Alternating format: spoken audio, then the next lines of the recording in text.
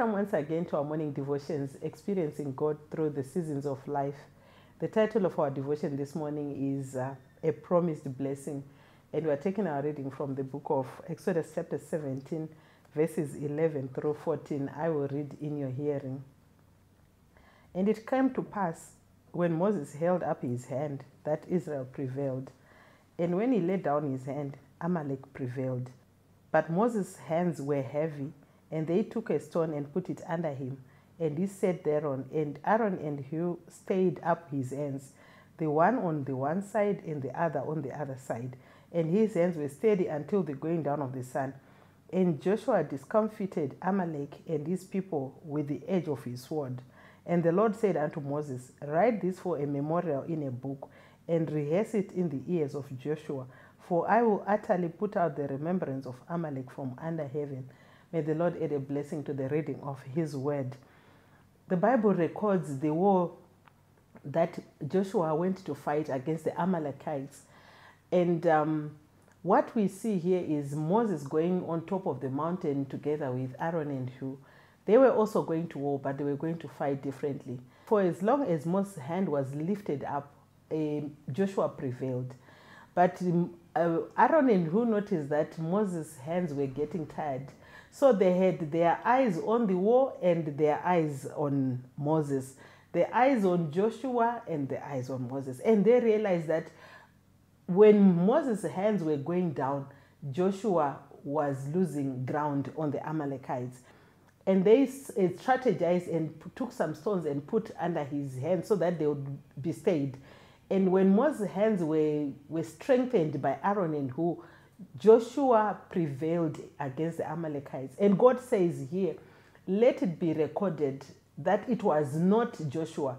Let it be chronicled, let it be put down that this was not Joshua's war, but the war was fought on top of the mountain. Why are we having this discussion this morning? It is because we need to strengthen the arms, the hands of those who are weak amongst us.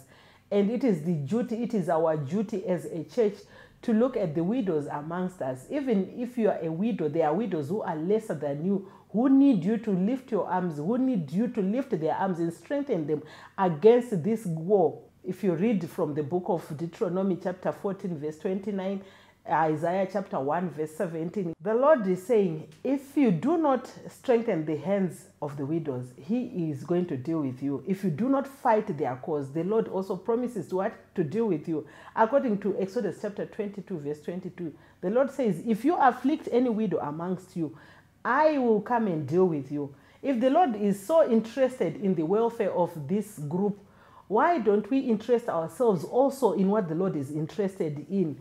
Because there is a promised blessing here for just strengthening their hands. Imagine if we strengthen them to start believing in themselves, if we strengthen them to help them to stand on their own, if we strengthen them for them to believe that the Lord still cares for them and they find a purpose in life. Many widows in our communities are dying out of loneliness. Some are dying for even lack of companionship, of even resources. Some resources they need are not even the resources that we think they need. If we strengthen the arms of these weak people, because already they are weakened by what they've gone through, and the Lord is saying, if you strengthen them, I will bless you. I'm sure we all know that even in the New Testament, the diaconry department was formed to take care of the needs of widows. Remember, as food was being distributed, it was not being distributed fairly. And the Lord said, why not appoint people?